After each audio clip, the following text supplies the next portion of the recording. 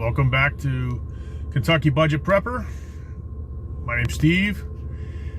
Today is January 12th, I believe it is. Yep, January 12th, 2021. I was just at Rural King. I don't know if you can see it over there. Shelbyville, Kentucky. Trying to find some ammo. They did not have anything. They might have had some 12 gauge and stuff like that, but nothing I was looking for right now. I have plenty of 12 gauge at home. Looking for some more 9s, some more 2.23 or 5.56. If I can run into some 22 long rifle, I'll go with that too. They did have rifles still. They had shotguns. They had some ARs actually. They had like, I think it was 4 ARs up on the shelf. They had an AR pistol from Ruger. They had some pistols in there. I mean, they had a couple. Nothing that I wanted. I was thinking about buying one like my wife has now, a Glock 19X. So we have the same mags and we can reuse them because I'm carrying a Smith & Wesson M&P 2.0 right now. It's a great gun, love it. But I'm just thinking about for the future and the continuity of the ammunition and the continuity of the magazines. So it'd be easier. Our ARs obviously use the same ammo, use the same magazine, so we can just interchange with no problem. My thought is let's do the pistols too. So she loves Glock. I've had Glocks before in the past. I love them. They're nothing wrong with them. I know there's some people out here is going to say, well, you need a SIG, or you need this, or you need that.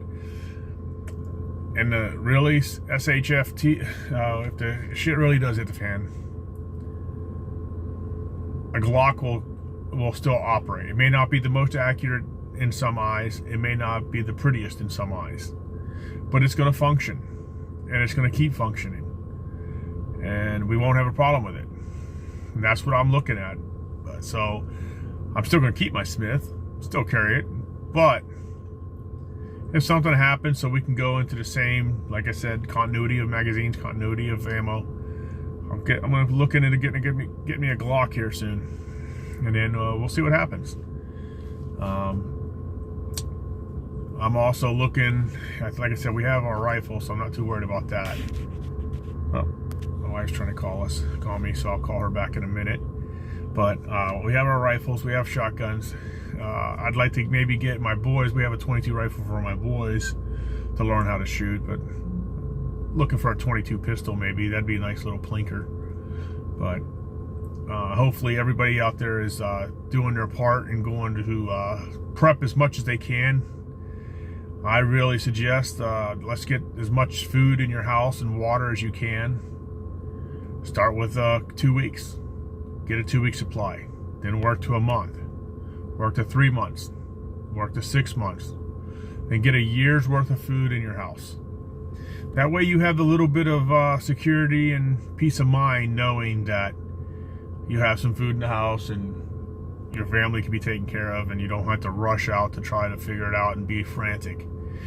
I know that I was kind of caught off guard. I let my guard down. I stopped prepping for a while. And when this pandemic hit, it scared me a little bit.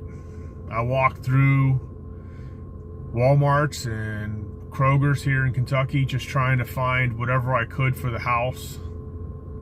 And I felt deflated at times. It was like, wow, man, I was really knocked back on my heels. I wasn't prepared for this. You know, you start to think, for years I've always had a good stock, and for some reason I just let myself fall into this complacency where I wasn't comfortable and just figured, man, it's not going to happen. Nothing can happen. And it's not, I know people put a bad light on us as preppers that we're thinking it's the end of the world. It's not the end of the world that we're worried about. It's pandemics. It's natural disasters. It's the collapse of the economy. Not because of, tyranny, but I mean, that's one thing you could be fearful of, but it's mainly for the natural disasters, the pandemics, the collapse of economy, going into a depression again. It'd be nice to have a good stockpile of food and water and medical supplies. That way you can take care of yourself and your family. You don't have to worry about it.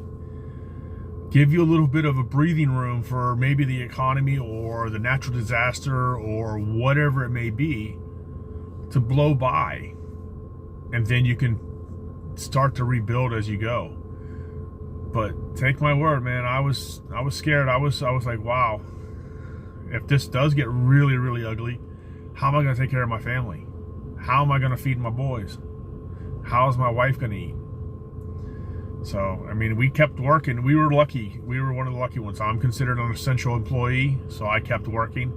My wife, she was an essential employee. She works for the state. She kept working. So we were lucky, but we couldn't find food for a while. I couldn't find ground meat, couldn't find chicken. Canned goods were gone, and we all know about the toilet paper. So I made sure of that too. I have a Sam's membership, and I went and bought me some toilet paper. I didn't go crazy all at once, but about once a month now since the pandemic started, as soon as I see them, if there's a 45 roll pack there, I'll pick one up about once a month, and I store it away. I have enough toilet paper probably for about a year now. And, you don't want to go without that. I'm not saying go out and panic buy, but we got to make sure we have some backups to the backup to the backup. And that's why I'm buying so many canned goods and buying as much rice as I can to put away in food grade buckets with the oxygen absorbers. Like some people, like I said, if you want to use the Mylar bags, do that too. But do what you can, put away what you can. Don't try and kill yourself. You still gotta make sure you pay your bills. So you gotta keep the lights on in your house. You gotta keep, the water flowing. But do what you can, as much as you can, whenever you can. Make sure you're taking care of yourself. Make sure you're taking care of your family. Stay safe, keep the faith, and stay vigilant. And we'll get through this. I know there's some possibility of some dark times coming, as everybody has been saying. I don't know if I buy into all of it.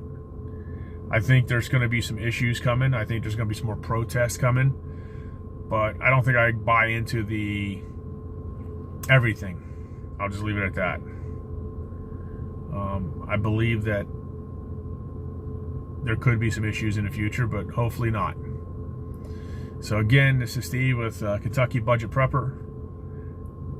Again, keep your faith, stay strong, stay vigilant, build up your stocks. Talk to you soon.